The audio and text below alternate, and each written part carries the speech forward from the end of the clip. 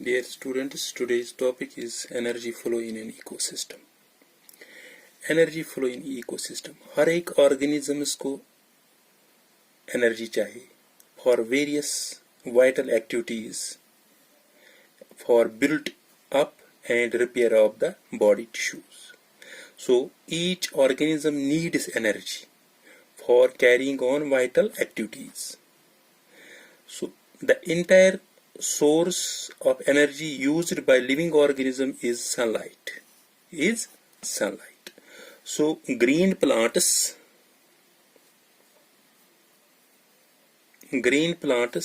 trap this solar energy.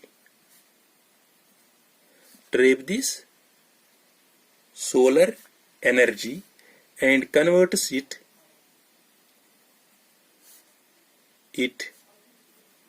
into chemical energy.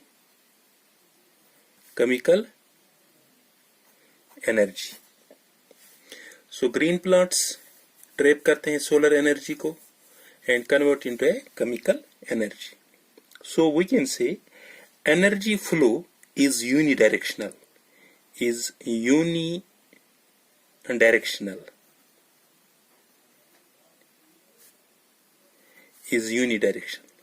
Energy flow in ecosystem is unidirectional.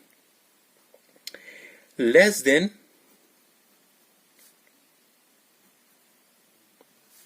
50% photosynthetically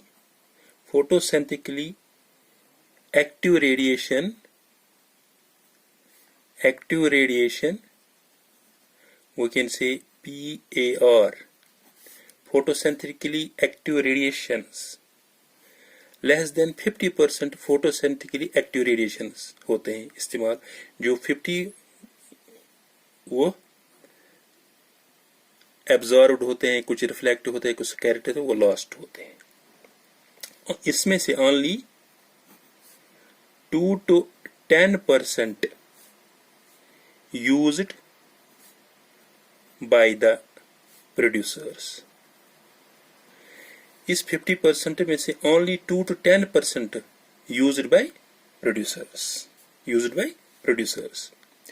हम यहाँ पे एक trophic level की बात आई. Trophic level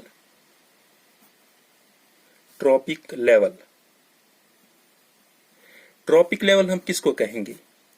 the functional place of organism in ecosystem. The functional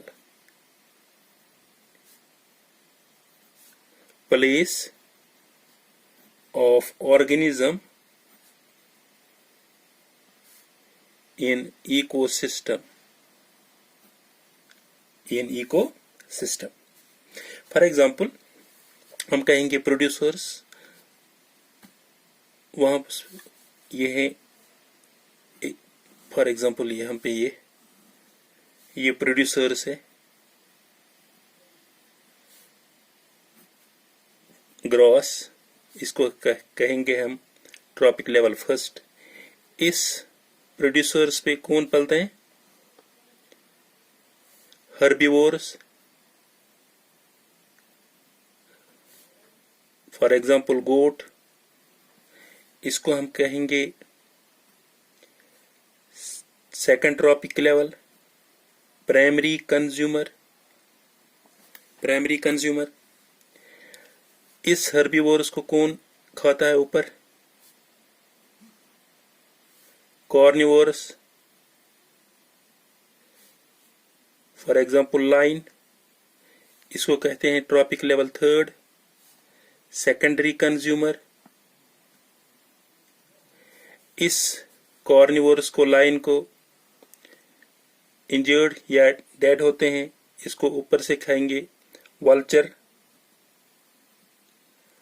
इसको हम कहते हैं ट्रॉपिक लेवल 4 टेरिशरी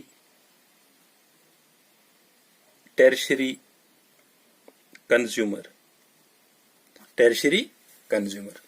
इस तरह food, transfer of food from one level to another level, or we can say transfer of energy from one tropic level to another tropic level.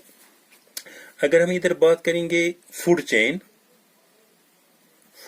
की, single food chain, इसमें single food chain में for example ये है grass को खाएंगे goat line, 3 step food chain, grass, goat and lion. If anyone is destroyed in this food chain, the entire ecosystem is crushed.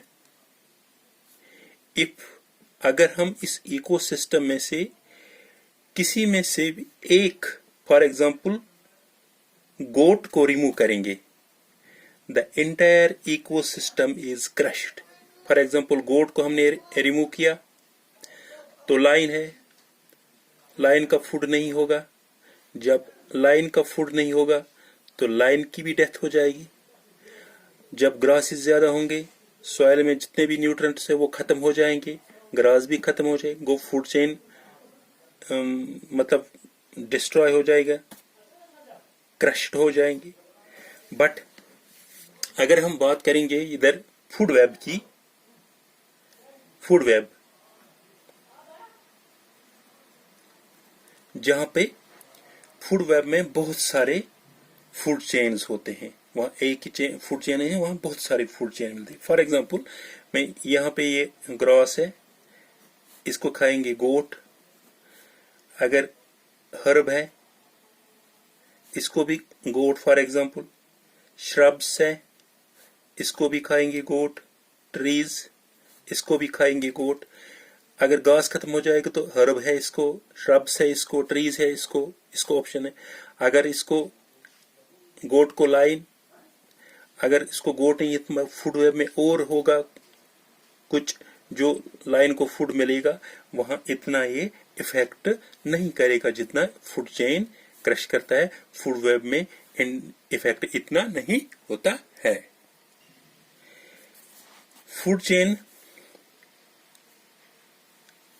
बन जाते हैं for example food chain 2 types, इस तरह GFC ग्रेजिंग फूड चेन, और दूसरा है DFC detritus food chain, grazing food chain है detritus food chain. इसमें ग्रेजिंग फूड चेन में स्टार्टिंग पॉइंट क्या है, इसमें होते हैं प्रोड्यूसर्स, ग्रेजिंग फूड चेन में, और डेटरस फूड चेन में होते हैं starting point dead organic matter.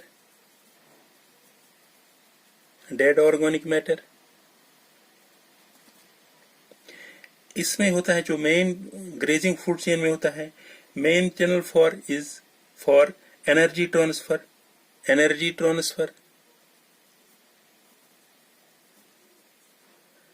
Transfer in aquatic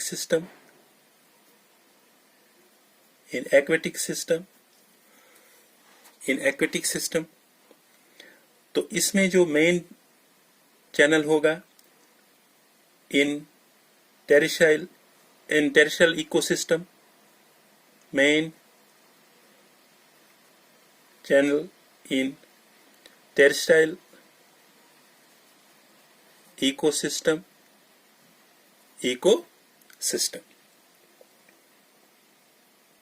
terrestrial ecosystem. अगर हम ये चार्ट मैंने बनाया है इंसिडेंट सोलर रेडिएशन जो मैंने अभी पढ़ाया है 100%, इसमें फोटोसिंथेटिकली एक्टिव रेडिएशन जो होते हैं जिसको हम कहते हैं PR 50%, और जो बाकी 50% वो एब्जॉर्ब होते हैं ग्रासेस, वाटर वेपर्स, या रिफ्लेक्टेड होते हैं, स्कैटर्ड होते हैं, डस्ट पार्टिकल्स में ये लॉस्ट होते हैं।